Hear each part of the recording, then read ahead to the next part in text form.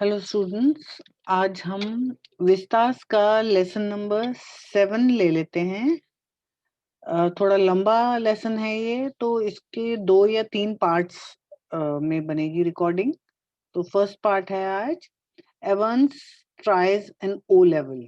अब इसमें एक प्रिजनर है, कैदी है एवंस जिसका नाम है, और वो एक एग्जाम देने की बात कर रहा है जर्मन में, जर्मन लैंग्वेज का ओ लेवल का। जैसे लेवल्स होते हैं कई, तो ओ लेवल का एग्जाम देने की कोशिश कर रहा है वो, और जेल में रहते हुए वो एग्जाम दे रहा है। उसको परमिशन दी गई है कि वो ये एग्जाम ले सकता है, और उसके लिए ट्यूटर भी अरेंज किया गया था। ट्यूशंस भी लेता रहा है वो पिछले 5-6 महीनों से। तो अब एग्जाम के दौरान क्या-क्या होता है, वो उस बारे में ये सारा लेसन है। तो ये पढ़ते हैं हम। It was in early March when the secretary of the examinations board received the call from Oxford prison. अब ऑक्सफोर्ड प्रिजन ये वो जेल है जहां पर एवंस को कैद करके रखा गया है, और वहां से जेल से फोन किया गया है सेक्रेटरी ऑफ एग्जामिनेशन बोर्ड को कि उसका एग्जाम हमें कंडक्ट करना है। It's a slightly unusual request, Governor, but I don't see why we shouldn't try to help. Just the one fellow you say. अब जो जेल का इंचार्ज है, गवर्नर है, उसने फोन किया है और उसने बोला है कि सिर्फ एक ही कैदी है जिसने एग्जाम देना है, तो प्लीज इसके लिए अरेंजमेंट कर दीजिए। That's it. Chap called Evans started night classes in O-level German last September. Says he's dead keen to get some sort of academic qualification. Is he any good? He was the only one in the class, so you can say he's had individual tuition all the time really. Would have cost him a packet if he had been outside. अब ये जो बातचीत हो रही है, ये jail के in charge, jail का जो गवर्नर है, इंचार्ज है, उसकी और सेक्रेटरी ऑफ एग्जामिनेशन बोर्ड, उनके बीच में बातचीत हो रही है। Well let's give him a chance, shall we? That's jolly kind of you. What exactly is the procedure now? अब वो गवर्नर जो है वो तरीका पूछ रहे हैं कि एग्जैक्टली क्या तरीका रहेगा एग्जाम का। Oh, don't worry about that. I'll be sending you all the forms and stuff. What's his name, you say? Evans? James Rodrick Evans. It sounded rather grand. अब उसका उन्होंने जो सेक्रेटरी ऑफ एग्जामिनेशन बोर्ड हैं वो कह रहे हैं governor को कि आप चिंता मत कीजिए, मैं सब कुछ आपको, सारे कागज पेपर सब जो फॉर्म्स हैं वो आपको भेज दूंगा। Just one thing governor, he is not a violent sort of fellow is he?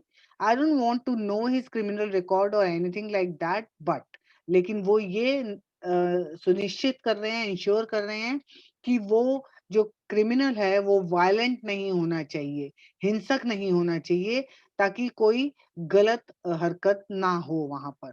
No, there is no record of violence. Quite a pleasant sort of chap, they tell me. Bit of a card really. One of the stars at the Christmas concert. Imitations, you know the sort of thing. Mike Yarwood stuff. No, he's just a congenital kleptomaniac. That's all. The governor was tempted to add something else, but he thought better of it. He would look after that particular side of things himself. अब governor ने उनको ये तसल्ली दिलाई कि बिल्कुल भी वो हिंसक नहीं है, कुछ ऐसे गलत हरकत नहीं करेगा, और छोटी-मोटी चोरियां करता है वो। क्लेप्टोमेनियक मीन्स छोटी-मोटी चोरियां करने वाला, जिसको आदत होती है चोरी करने की, छोटा-मोटा सामान उठाने की। तो सिर्फ छोटा-सा चोर है वो, ऐसा कोई बड़ा क्रिमिनल नहीं है वो। Presumably, said the secretary, you can arrange a room where. No problem. He's in a cell on his own. If you have no objections, he can sit the exam in there. That's fine. And we could easily get one of the parsons from St. Mary Mags to invigilate, if that's. अब वो कह रहे हैं, secretary ने बोला कि एक कमरे का अरेंजमेंट करना पड़ेगा आपको, तो गवर्नर ने कहा है कि उसकी कोई चिंता नहीं है, क्योंकि उसको जिस जेल के कमरे में रखा गया है वो अकेला ही है वहां पर, और अगर आपको कोई ऑब्जेक्शन ना हो तो वो वहीं से एग्जाम उसका हम दिलवा देंगे। और साथ ही साथ वो कह रहे हैं, सेक्रेटरी कह रहे हैं कि हम एक पास की ही चर्च, सेंट मेरी मैग्स चर्च से एक पासन, पासन मतलब पादरी, पादरी को इन्विजिलेट करने के लिए, उसकी ड्यूटी करने के लिए भेज देंगे। Fine, yes, they seem to have a lot of parsons there, don't they? The two men chuckled good naturedly, and the secretary had a final thought. At least there's one thing, you shouldn't have much trouble keeping him incommunicado, should you? The governor chuckled politely once more, reiterated his thanks, and slowly cradled the phone. Evans. अब साथ ही उन्होंने secretary ने कहा है कि बस ये ध्यान रख लेना कि वो किसी से इस बारे में बातचीत ना करे। इनकम्युनिकेडो मतलब अकेला ही रहे वो, इस बारे में वो किसी और कैदी से डिस्कस ना कर सके। तो उन दोनों की बातचीत हो गई और अब एग्जाम की तैयारी की जाएगी। अब एवांस के बारे में बता रहे हैं थोड़ा। Evans the break as the prison officers called him. अब इस पर एक बड़ा इंपॉर्टेंट क्वेश्चन बनता है। ये क्वेश्चन आता है कि why was he called Evans the break. उसका आंसर यहाँ पर है, thrice he had escaped from prison, क्योंकि वो 3 बार पहले ही जेल से भाग चुका था, इसलिए उसको एवांस द ब्रेक कहा जाता था। तो ये बड़ा इंपॉर्टेंट क्वेश्चन है शॉर्ट क्वेश्चंस में। But for the recent wave of unrest in the maximum security establishments up north, he wouldn't now be gracing the governor's premises in Oxford. And the governor was going to make absolutely certain that he wouldn't be disgracing them. Not that Evans was a real burden, just a persistent, nagging presence. He would be all right in Oxford, though. The governor would see to that, would see to it personally.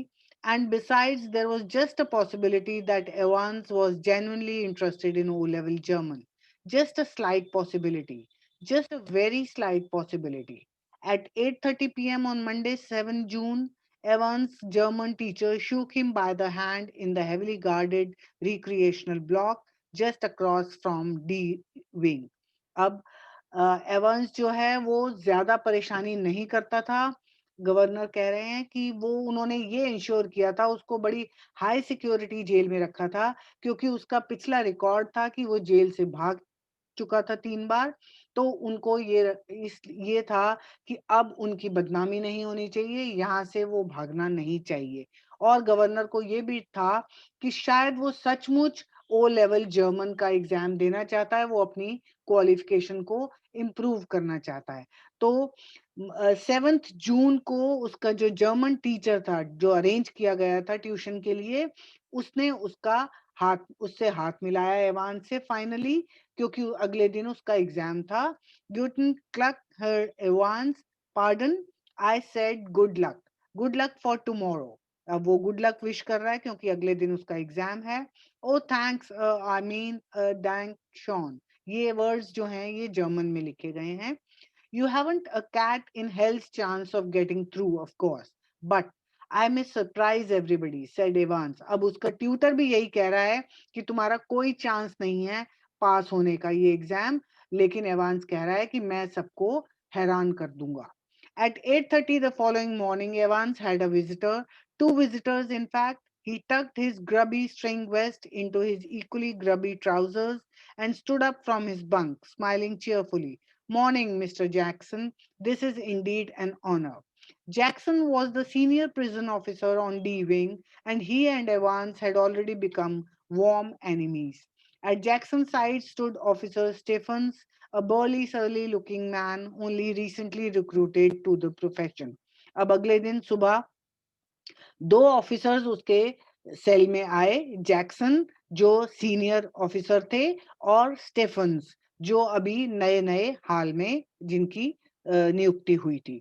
Jackson nodded curtly and how's our little Einstein this morning then? अब Jackson जो है वो बहुत पहले से Evans को जानते हैं, पुराने ऑफिसर हैं, तो वो उसको एक तरह से टॉन्ट मार रहे हैं, ताना मार रहे हैं, क्योंकि वो एग्जाम देने वाला है एवांस, तो उसको वो आइंस्टाइन कहकर बुला रहे हैं। Wasn't he a mathematician, Mr. Jackson? I think he was a Jew, Mr. Jackson. Evan's face was unshaven and he wore a filthy looking red and white bobble hat upon his head. Give me a chance, Mr. Jackson. I was just going to shave when you burst in. अब दोनों जो हैं एक दूसरे को बहुत अच्छे से जानते हैं, एवांस और जैक्सन। और एवांस ने भी उनको बोला है कि मैं बस मुझे थोड़ा-सा टाइम दीजिए, मैं अपने फेस को शेव कर लूँगा और उसके बाद मैं तैयार हूँ। और एक गंदा-सा उसने हैट पहना हुआ था सर पर, जैसा कि पिक्चर में दिख रहा है। Which reminds me, Jackson turned his eyes on Stephen.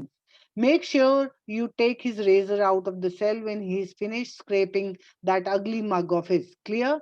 One of these days, he'll do us all a favor and cut his bloody throat.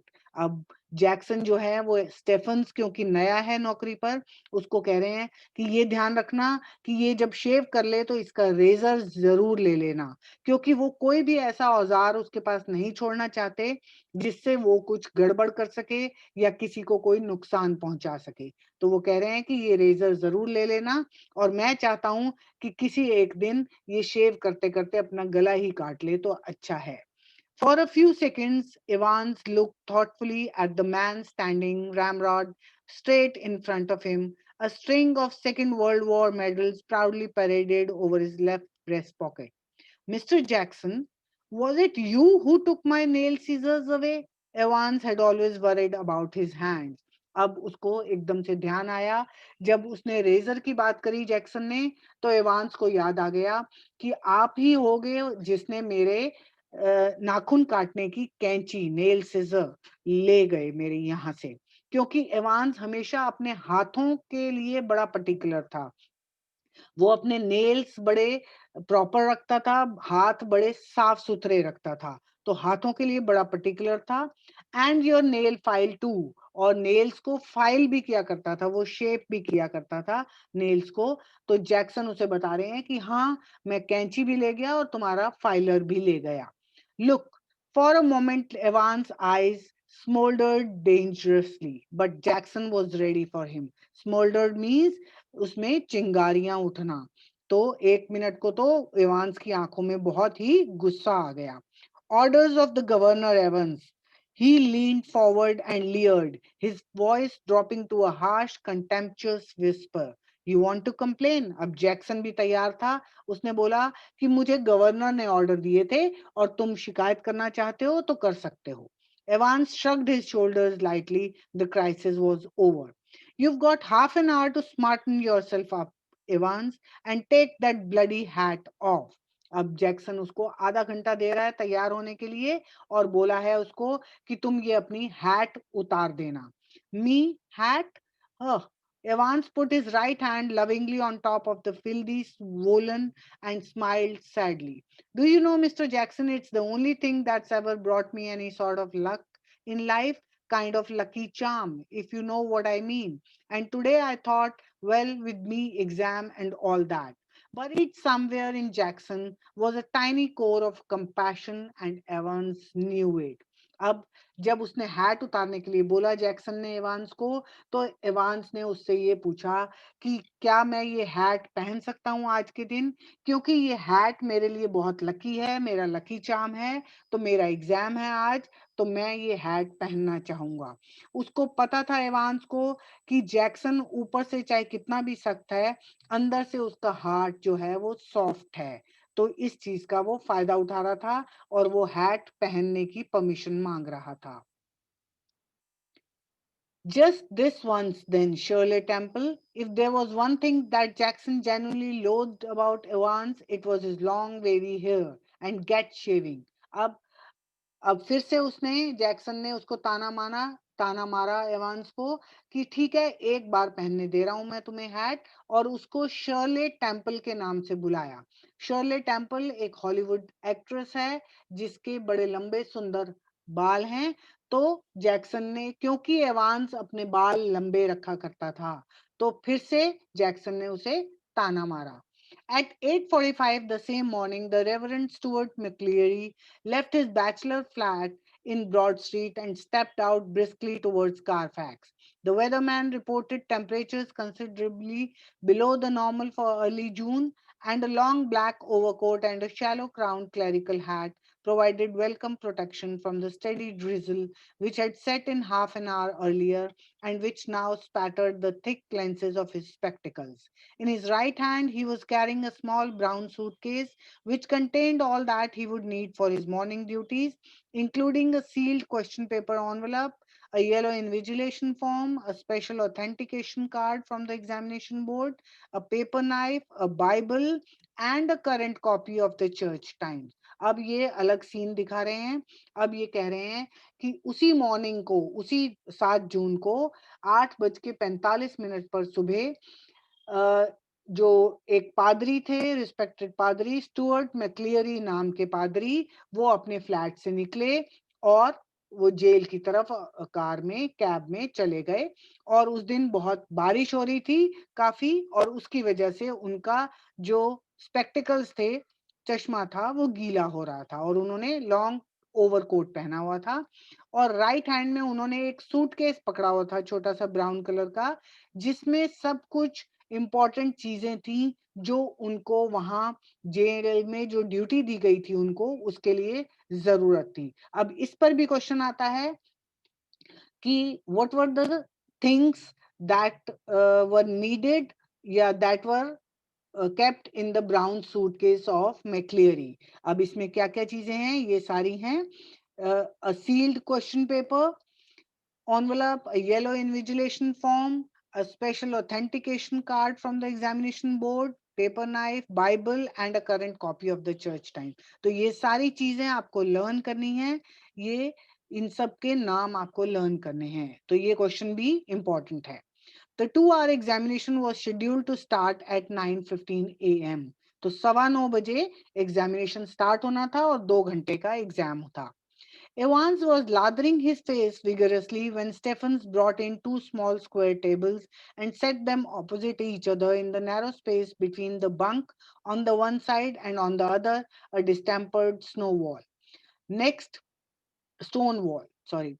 Next, Stephens brought in two hard chairs, the slightly less battered of which he placed in front of the table, which stood nearer the cell door. अब Evans जो है वो अपना face को शेव कर रहा था जब स्टेफन्स जो है वहां पर दो छोटे टेबल्स लेकर आया, जिसको उसने वहां रख दिया। एक तरफ वहां पर बिस्तर था उसका, एवांस का, और दूसरी तरफ वॉल थी। इन दोनों के बीच में उसने दो टेबल्स रख दिए और दोनों टेबल्स के ऑपोजिट साइड पर दो चेयर्स भी रख दी।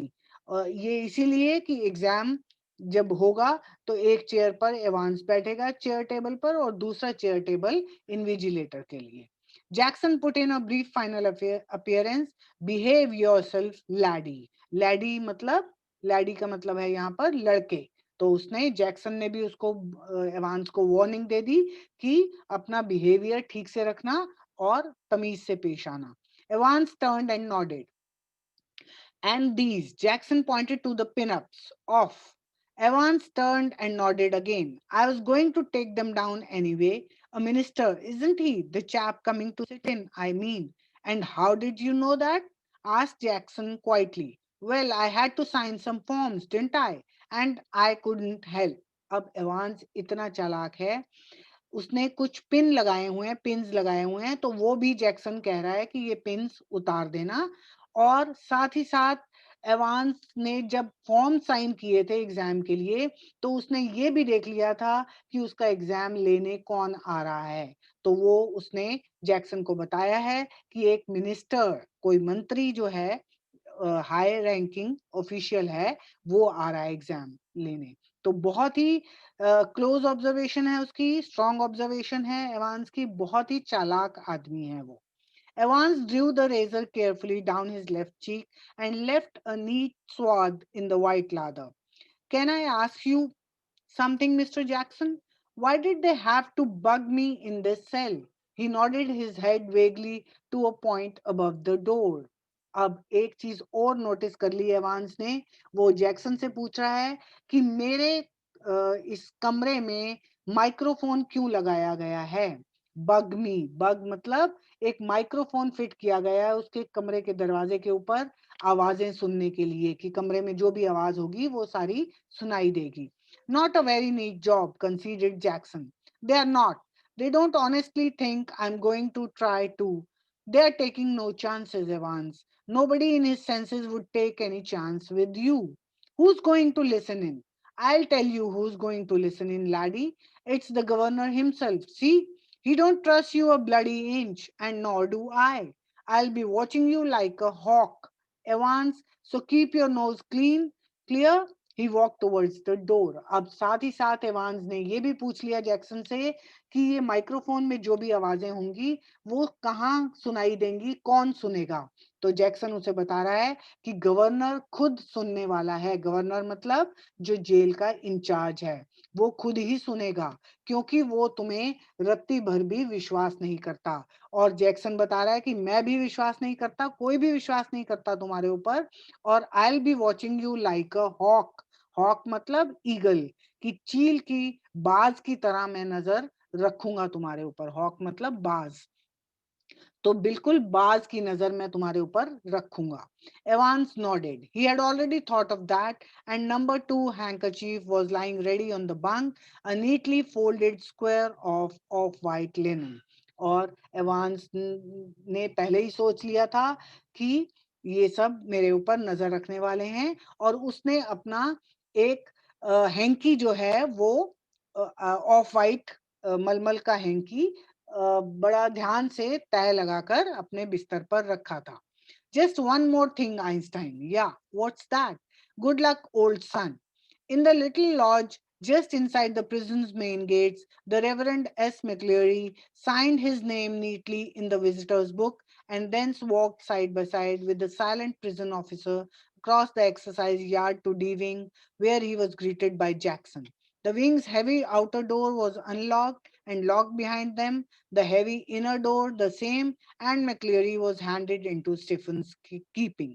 अब वहां पे प्रिजन के मेन गेट पर जो एस मैक्लेरी जो जो पादरी थे वो पहुंच गए थे एग्जाम लेने के लिए, और उनको जैक्सन ने रिसीव किया था और उसके बाद स्टीफन्स के साथ भेज दिया। Get the razor, murmured Jackson. Stephens nodded. Well, keep your eyes skinned. Clear? Stephens nodded again, and McCleary, his feet clanging up the iron stairs, followed his new guide and finally stood before a cell door, where Stephens opened the peephole and looked through. That's him sir. अब Stefan's जो है उसको मैक्लियरी को उसके cell तक ले आया है, उसकी जेल के कमरे तक ले आया है इवांस के, और उन्होंने वहां से दरवाजे में से झांक कर देखा है और बता दिया मैक्लियरी को कि ये है वो कैदी जिसका एग्जाम आपको लेना है। That's him, sir. Evans, facing the door, sat quietly at the farther of the two tables, his whole attention riveted to a textbook of elementary German grammar. Stephens took the key from its ring, and the cell lock sprang back with a thudded metallic twang. अब Evans जो है जब उन्होंने खोला दरवाजा, Evans सामने की दूर वाली जो चेयर थी उस पर बैठा हुआ था और एलिमेंट्री जर्मन ग्रामर बुक पढ़ रहा था, ध्यान सारा उसका उसमें था। और मैक्लियरी को अंदर भेजकर स्टेफन्स ने फिर से दरवाजा बंद कर दिया और ताले की आवाज आ गई जोर से। अब यहाँ तक हम पार्ट 1 में करेंगे, इसके बाद पार्ट 2 में आएगा बाकी। Thank you.